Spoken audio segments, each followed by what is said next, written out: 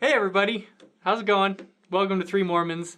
You may not recognize this young lady here. This is Holly, and Holly is great. What kind of intro?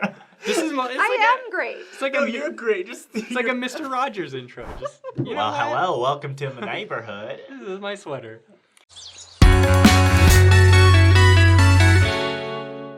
So let's talk about divorce. Let's talk about divorce. We just had such a cute opening, and now it's going to be a very, very heavy episode. Very serious. Yes. Now it doesn't have to be.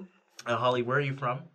I am originally from Oregon. I grew up in Oregon and Eastern Oregon, What part? Pendleton. Hermiston. No way. Yeah, You were our rivals, I know. For but I'm whatever sure you're reason. way younger than me. But yes. I have no idea. So what grew unit up in it was. Pendleton. Let's see. I went to school at BYU. Got my undergrad there. Graduated in 2000, and then I've kind of lived all around. I've lived in Maryland for a couple years. Me too. No way. Rockville. Cumberland. So we were more on the western Oh, side. yeah, I don't you know know. it. You probably don't even I know left where to it Texas is. in like 4th grade, so I have no idea where anything. And then I went back to Oregon for a couple years, and then went back to actually been in Logan for about 10 years. So it's Okay. and then I just moved down to the Orem area just this last summer. So I've been all over. It's been great though. Awesome. And- So, anyways, Anyways, you already know this episode is about divorce, so you're probably already suspecting that Holly has been divorced. Holly, Yes. is there any truth to that statement? There is. I've been divorced for about 3 years, a little over 3 years, and it's been a roller coaster. I mean, it's been an amazing ride, and even though I don't think I'd ever go back, I would not change where I am now. I mean, I've been through a lot of great stuff, and now the person I am now is so much better than the person I was, 3 years ago. So That's Yeah. awesome. Yeah. Well, usually when we have guests, they tell a story about their conversion or something like that. But we don't want to know about, the all dirty the laundry details here. about the divorce, yeah. But I guess I can ask, what are questions that are acceptable to ask? And then, Yeah. because you don't want people to completely avoid it if Right. they're your friends, but you don't want people to pry like weirdos. So Yeah. what's the appropriate measure to take? Yeah, I agree. I think divorce has always been kind of taboo, especially in the church. For me, it was always something that I thought, oh, I'm so lucky I'm never going to get divorced. You grow up in the church, singing songs about families can be together forever as a primary kid. And then you go to Young Women's and, we talk about how important it is to marry in the temple and to be sealed for time and all eternity. And so for me, I never would have ever thought that I would have been in the situation where divorce was even an option for me. And I was married for 15 years and, we didn't have the best marriage, but, we had 3 children together and I figured, whatever comes our way, this is an eternal marriage. We just need to kind of work through it. And so when the time came where I realized this is what I need to do. I need to do this. I need to get divorced. It's best for my kids. It's both best for me. When that happened, it was really hard because of the way that I was raised. I didn't ever think that divorce was, a way to live. I didn't want to be, a statistic. I didn't want my kids being raised in a house with, their parents not living together kind of a thing. So. Right. And it's just, there's a lot of people, especially within the church, they look at someone who's divorced and they say, well, you obviously didn't try hard enough. Mm-hmm. What would you gave say? up, Yeah, right? You gave up on your marriage. Yeah. This was supposed to be an eternal thing. Right. You obviously did something wrong. What would you say to address that stigma? Besides calling them expletives like I would. So And I think a lot of it has to do with generational things. I think that people more my age are probably a little more accepting than, say, people my parents' age who are in their 60s or even 70s or my grandparents' age. And I think there is a stigma there. And a reason for that is that, there's been a lot of things changing. The change of times. You think about marriage centuries ago, how women didn't even have the opportunity to own property or to make money. And they were actually given to men as property. And all that they, right? I was it's like, awful. They gave women to men? Yes, they did. The like parents, the number two. I'm a woman, now I own 2 men. No, well, English language. They were given to men as property, and all that they were required to do was to carry on the bloodline. And so they were probably dealing with a lot of terrible things. And we think about, there were marriages, even today, there are arranged marriages where there isn't a lot of, options, and women can't choose who they're going to get married to. And so there aren't any, wonderful things like love and companionship. And so I think that in the past, because there have been people who have seen marriage as a way to be solid in their future, and they figure that in order for their kids to be able to be successful, they need to stay in a marriage. They need to be able to provide for their kids. And so I think today there are more divorces because women leave because they can leave. I think in the past they couldn't leave for one reason or another, but that's the reason, and because there are expectations that are higher. People have higher expectations in life, in relationships. People get married, the wedding vows that they make with each other. They have this huge long list of everything that they expect to have in a partner. And when that doesn't live up to what they're expecting, I'm out, kind of a thing. So as far as the question about why does divorce happen so much today? And I think there are a lot of people that are curious about that, because I know I was curious about it. I'm come from a family of 6 girls, and 3 of us, actually 4 of us now, have been divorced. 4 of the 6 of us have been divorced. Wow. And you think, well, why does this happen so much? My parents have a great marriage. And I guess I'd want to ask you guys, why do you think divorce seems so much more common today? Man. Boy, think about that. Coming from a divorced family, I think divorce is common because, well, one, like you said, we still do, but not as much systematic misogyny as we've had since humankind existed, right? So now that there's more, equal rights, people get more of a say. Yeah.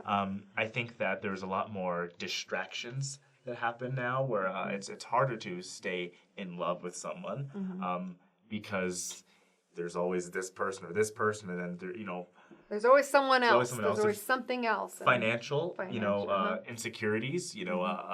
Money is a really crazy thing right now, and there's a lot of debt, and there's a lot of college debt that married people are in, and just everything piles on, and Money's it's hard huge. to stay, in love, and so people they split. I think even just the ease of it. I think it's easier than it ever has been to get divorced, which is a dangerous thing to say, because then it sounds like you're saying, well, you took the easy way out with divorce. Right. Which isn't always the case. I mean, maybe sometimes it is, but obviously you would not consider yourself to be in that kind of a boat at all. No, it was not. It was not easy. So what would you say to people that have that impression? Because I can understand where they would get that impression. You took the easy way out. Right. Yeah.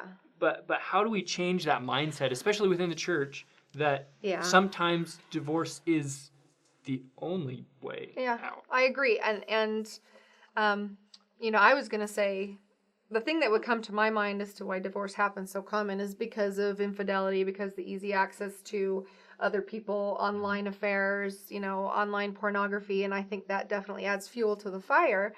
But I think that if we understand that people don't just get divorced because of cheating or infidelity, you're right, there are some people that decide, I'm not happy and I'm going to leave because this isn't what I expected it to be. But there are also people, one of the great things about being divorced at my age is I've been able to just, the mid-singles community is amazing. I've met hundreds of wonderful single people and a lot of them the same boat as me. A lot of women are single moms, working single moms who have been, in terrible marriages and they are working their tails off, but and they're wonderful women, but they've they've left for reasons such as, like you're saying, money.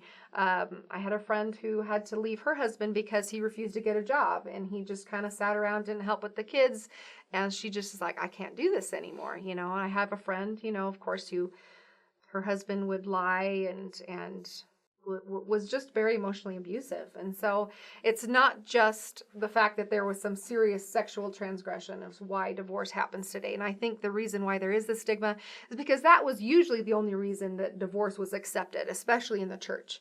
And so today, I think mostly from especially from older members of the church, they kind of look at you like, ooh, what happened? You know, there was obviously something terrible going on. And I'm not saying that infidelity doesn't happen, because it still does. But I think the appropriate action to take is to just help people know that, you know, to have an open mind, because I think a lot of times we forget that because of the stigma and the culture that we grow up in the church, we feel like we have to stick this out. And that was a huge reason why I stayed for so many years in a bad marriage, is because I knew that this is what was expected of me. And I knew that, I thought, you know, it's better to have a dad in the home. But I've, of course, since then learned that it was actually probably more damaging to stay in the marriage that I was in and have my kids witness that, as opposed to, you know, leaving and having my own, you know, strong unit with my kids. And so since then, I've seen, you know, so much progress with my kids. And so it's always a good thing to just remember that everybody has a different story, and to just, again, have an open mind and not automatically judge them and automatically think, you're doing this because of this, you know. Growing up, I heard this a lot, and it's probably heard in the church a lot too, that, you know, if you don't have a father figure, then, you know, the children, especially the boys, are going to grow up to just be horrible, you know, because there's no... Yeah. And there are studies that prove that, but that's yeah. not necessarily the 100% always going to happen. Yeah, it isn't. You know, I don't think I grew up to be horrible. I think, you know... Some would disagree with that. Some would just ask, probably I my don't exes would probably be like, no, that guy's the worst. But sometimes we do this thing where we just judge, and we're like, oh, well, comes from a divorced family, which means the kid's going to be messed up. That just isn't true. You know, I feel like I learned so much about empathy and compassion, especially when I was a little kid with divorced parents, because you know what it's like when, you know, you feel like you're missing a big part of your life. You know what it's like when you feel like your Christmas is going to be different than all your friends' Christmases. You know what it's like to feel left out in a lot of ways. And that helped me develop empathy really fast It's true. to a lot of other people. So I think, you know, sometimes I watched a Joel Osteen video the other day. All who is right. this big, you know, pastor in Houston, and he's kind of controversial teeth. Yeah, oh, in yeah. the Christian Great world. teeth. But he said something, and even though I'm not a non-denominational, you know, Christian, but he said something. He said something along the lines of, you can't judge anyone without knowing their story. Yep. Unless you've walked what they've walked and seen what they've seen and experienced what they experienced, you can't judge. And we often think we can because, like, oh, I have all the statistics, and oh, I know this, that, and that. I know all the academics of such and such, but you just don't. You can't make any judgment until you really have been what that person has been through.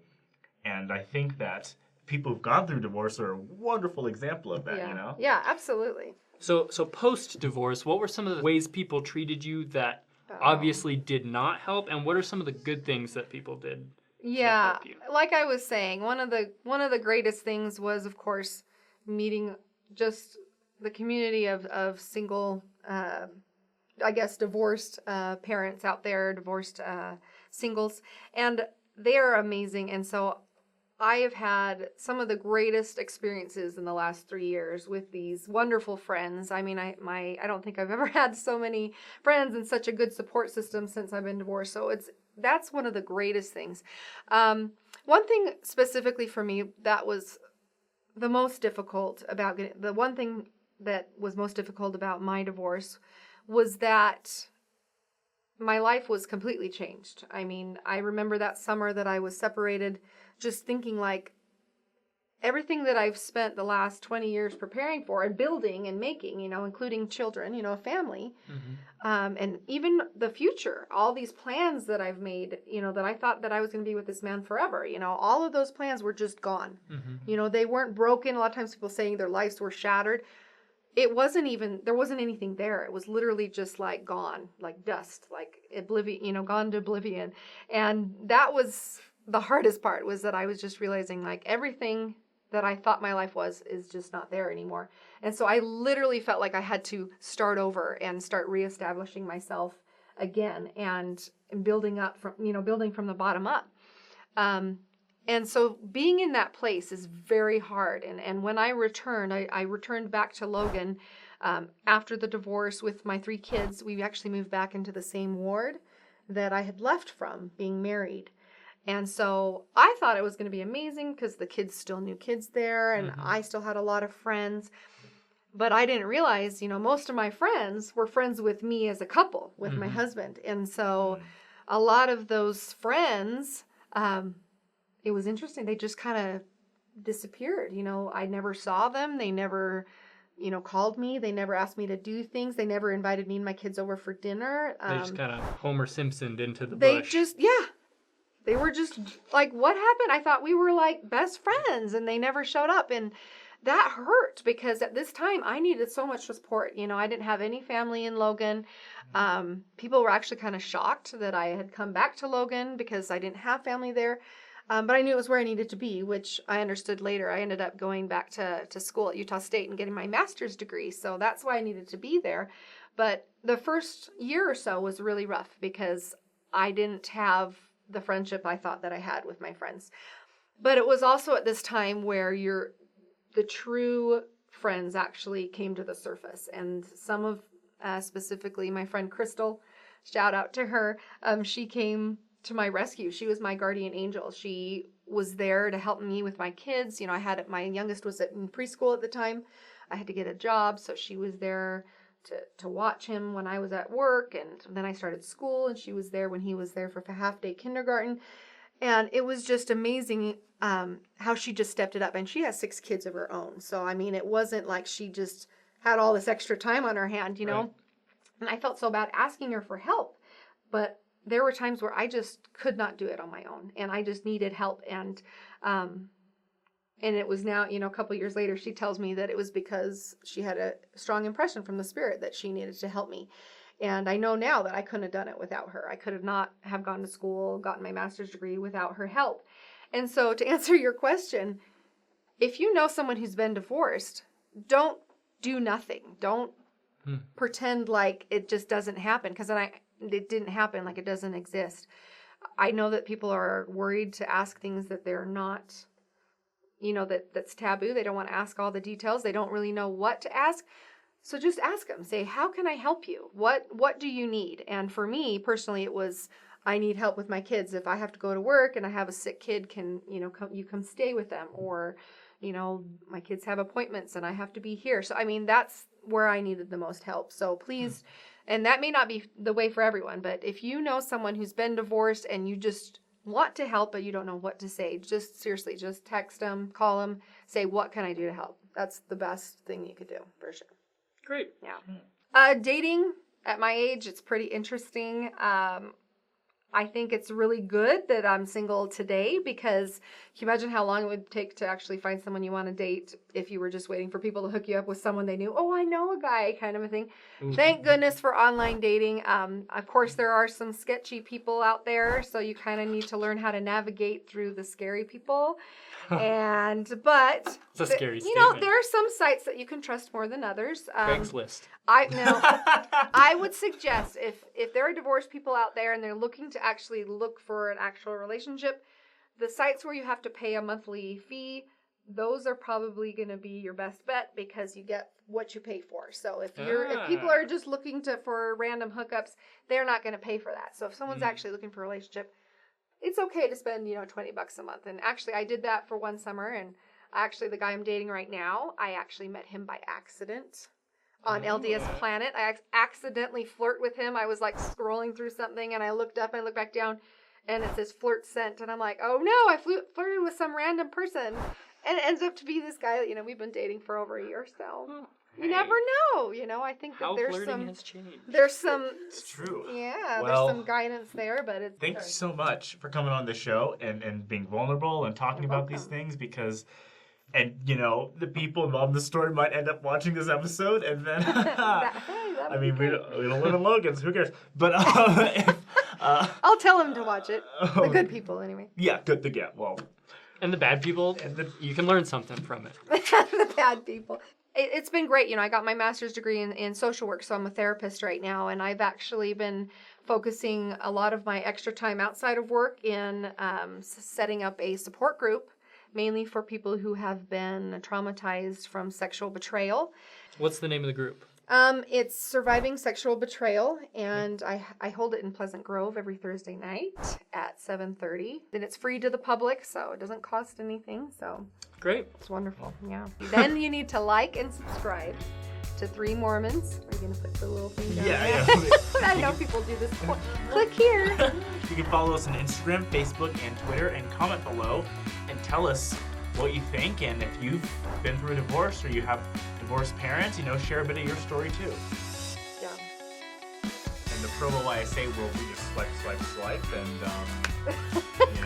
Seeing free Tinder symbol. to temple, from mutual to matrimony, from Yep. Bumble to business. There you go. I don't know what business would mean, but What? Bumble? Business? Business? Bumble? Bumble? All right.